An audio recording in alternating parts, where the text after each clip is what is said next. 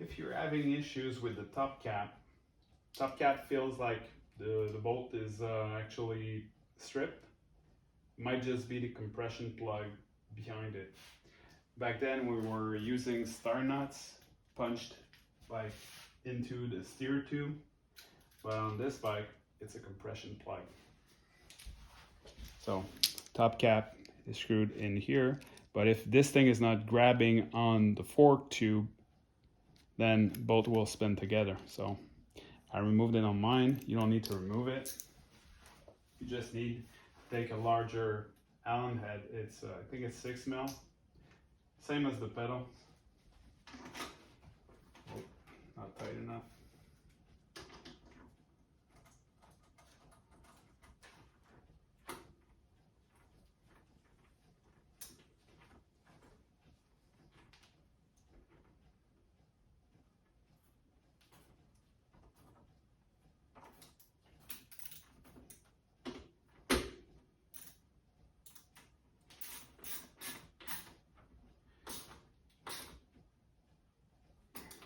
There you go.